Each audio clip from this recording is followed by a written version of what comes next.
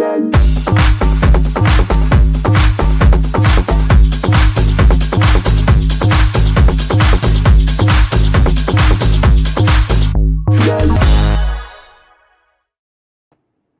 the defending champions have flexed some serious muscle against the Kings 11 Punjab. They've bounced back better after a defeat in the last game, a 48-run win for Rohit Sharma's side. We're going to discuss how that all went down and where Kings 11 have gone wrong. They're now with just 2 points out of 4 in this year's tournament. It's all going to make for some interesting conversation on Whirlpool Presents ESPN Cricket for T20 timeout powered by Dell. Tom Moody saw that. So too did Gautam Gambhir. And in the end, it was a bit of a formality, those last few overs. Tom, where was this game decided?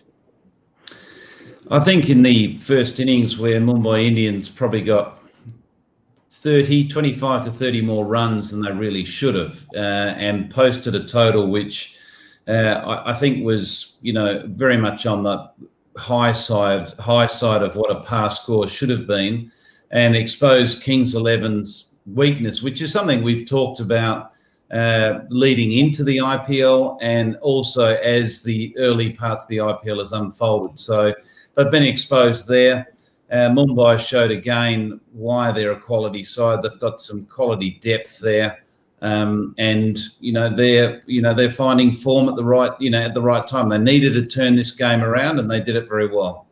Was it always a case of too many runs, Gautam? At halftime, we said, of course, you get off to a good start, and you could see there was strong batting, Kings 11, and then Mayank Agarwal and Rahul fall cheaply. But you agree with Tom, the deciding factor in this game was the last 5 overs of the Mumbai innings? Oh, absolutely. Yeah. Chasing one on any kind of a track is very difficult. Even if you've got some power hitters like Maxwell, Nicholas Pooran, but then 191 is 191 and against a quality attack like Mumbai Indians. So obviously there were 30 runs more, and then that's where I thought the game was decided. Unless someone made a blinder, which was obviously very... Yeah, Nicholas Pooran showed shades of that blinder, but the damage was done with the new ball, and Jasprit Bumrah didn't get it, but he did get the first wicket, and shows, I guess, Tom, why you and Gautam and so many on our show have been calling for Bumrah with the new ball. That wicket of Agarwal was keen after KXIP did get off to a decent start in those first few overs. Yeah, look, Jasprit Bumrah is a world-class bowler in all formats of the game, and what he can do is he can expose even the very best players in the world's technique, and that's what you ideally want to do. You want to be taking early wickets, but exploiting top order players' technique, and that was a beautiful ball that just nipped back to take Agarwal, and I think again it just proved that he is a class act. Yeah, he's going to have the odd day off, which is what we've already seen in this tournament, but he's going to have more days on than off. We say this about Sunrisers, Gautam. You get Warner and Bairstow and they're vulnerable.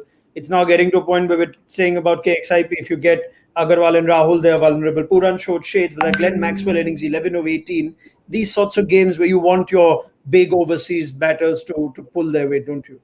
Especially Glenn Maxwell. Yeah. Look, I think he's only had in last 6 or 7 IPLs, he's only had one decent IPL for Kings 11.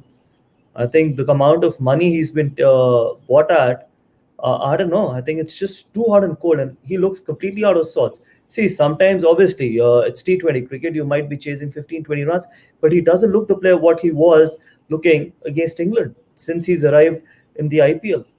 Probably I haven't seen any of that kind of a form, and it has to do with wickets. It has to do with money pressure. It has to do with what, I don't know. But obviously, over the period of time, if you look at Maxwell's performance in the IPL, it's been probably very hot and cold. Apart from one season, he's been absolutely not consistent at all. So probably a lot of franchise needs to think whether Maxwell is that match winner, which they think they are. Is Maxwell someone like Andrew Russell or someone like probably AB de Villiers who can win you 3 or 4 games? I doubt big time.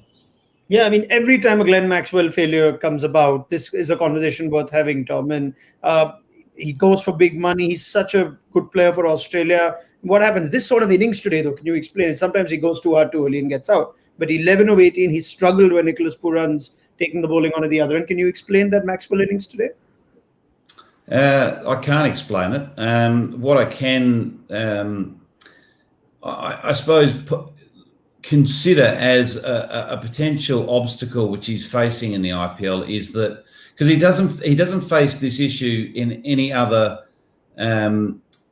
T20 league, yeah. franchise cricket or format outside the IPL. I just think that clearly he's having trouble coming to terms with playing with the pressure of the price tag on his head.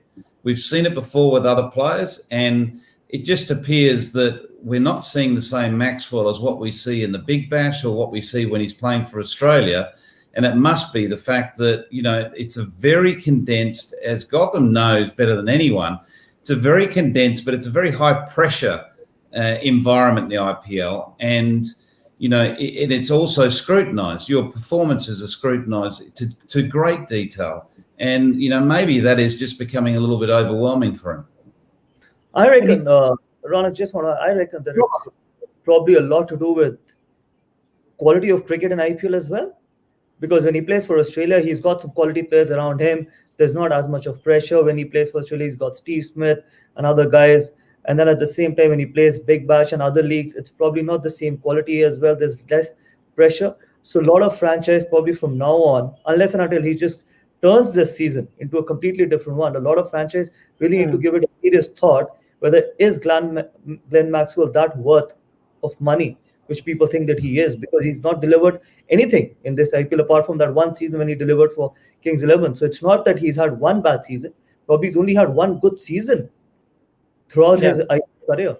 Yeah, it was that 2014 UAE leg, and the numbers significantly changed even in that year for Glenn Maxwell. Now, Tom, we've established, I think both of you would agree, it's not a player's fault for the kind of money that they go for at auctions. But it would make for a very curious conversation if Glenn Maxwell would be playing at another team for much less money. Would he be a different player? Can you speculate? Can you? It's very hard to speculate, but I think teams will definitely look closer at the option. But I can totally understand why teams are lured towards players like Maxwell purely because there is that bit of magic there, but he just hasn't shown that magic on a consistent basis. Players like Maxwell, you expect them to, over a season, you expect them to control and win, 3 to 4 matches throughout the tournament. At the moment, he's struggling to string together any sort of consistency to win at least one. Yeah. I would just want to add on to Tom's coached Kane Williamson. I would always have someone like Johnny Bairstow or Kane Williamson ahead of Glenn Maxwell as a batter, probably as an overall package that he can give you 1 or 2 overs. But as a player, Johnny Bairstow, Kane Williamson, probably more consistent, more ensured. That they will what to expect out of Kane Williamson. A bad season would be around 300, 350 runs, but Maxwell can actually have a 600-run season. At the same time, can have a 150-run season as well. So do you want to have a player which can be so hot and cold? I don't think so in this kind of a league where you go for so much of money and the franchise is so heavily dependent on you. When someone like Chris Gayle is sitting on the bench and you are playing, probably you need to deliver much more than what you're delivering at the moment. Right, scores of 1, 5, 13, not out, and 11 today do not help Glenn Maxwell. Scores we have seen in the IPL. If you start well, you carry it on. If you don't start well, very rarely does a player turn it around. But let's see, still a long way to go in the season. Let's talk about Mumbai Indians, though. Collective bowling performance that's come back well after the last game. I had Ian Bishop that day, I think Tom and I think it was Sanjay, and they just said Mumbai bowled badly against RCB, which is very rare. Tonight they got their act together. It seemed like a pretty decent all-round bowling effort. Yeah, it was a good performance. They controlled it really from the get-go. And when they're all performing like that, you don't tend to look outside of just the 5 specialist bowlers they've got playing. I know there's been a lot of talk about the fact that maybe they're a bowler short. Well, when Hardik Pandya, does pass his fitness and is starting to bowl, they're going to be a formidable bowling attack. But, they've got genuine pace, which is important. And that pace is different too. You've got left arm swing, you've got the uniqueness of Bumrah, and you've got Pattinson, who's just your all straight out pace bowler, seam up and can get the ball to nip around a bit. So the other bowler that I really do admire is that Rahul Chahar. Yeah. To me, he looks a class act. He really is, and I just like his attitude. Look, I don't know him personally. But he looks to me, when I look at his body language, he looks to me as someone that just loves a contest. And there's nothing better than having a bowler that you can throw the ball to in any sort of situation that loves the contest. Yeah, Gautam might relate to that. He seems like a bowler with some heart, doesn't he, Gautam? With someone who we didn't think would make the Mumbai team, he suddenly was put in and he played a whole season after that. They let Mayank Markande go, obviously with a lot of confidence in Rahul Chair, and they don't have big risk bowling reserves. But you agree with Tom? This guy is something to look out for. No, absolutely. And you got to give credit to Mumbai Indians as well to show so much of faith on a young leg spinner, and he's delivered. Yeah, there are days when he'll have a bad day, but then obviously when you're in a contest, when you have a big heart, when you want to be in that contest, I think things will fall into place. You'll be more successful than you'll have more failures. But then Rahul, I feel that he's shown a lot of heart. He's bowled against some of the best, and he's actually still been able to toss the ball up. So he's not scared of bowling in the first six. He's not actually scared of bowling in the last four as well. And a lot of leg spinners, a lot of wrist spinners I've seen, when they actually come under pressure, they start bowling medium pace, start bowling cross seam. But you don't see something like that from Rahul Shah. He still looks to bowl googly, still looks to bowl those leg breaks, still looks to take wickets. And that is what a quality spinner is. A spinner is the main job of a spinner is to take wicket, not to defend runs or not to stop runs. And that is why it makes him such a successful, or till now he's been very successful in this IPL. Yeah, he's got some good wickets as well today. KL Rahul and Glenn Maxwell. You take that if you were captain of Rahul Chahar. You'd also take where you are if you're the Mumbai Indians. You look at the points table now. There's going to be a lot of musical chairs here with the way that this year's tournament is going. But Mumbai with their second win, their net run rate is healthy. So keep that in mind. Both wins against Kolkata and today against Punjab have been significant wins for Rohit Sharma's side. Kings 11 Punjab, if results don't go their way in the next couple of days, could fast find themselves down. The first team to lose 3 this season. And it's an interesting dressing room to be part of tonight, Tom. I don't know if you ever talk after losing games or whether you just leave it for the next day. But they've lost a super over. They've lost a ridiculous heist against the Rajasthan Royals.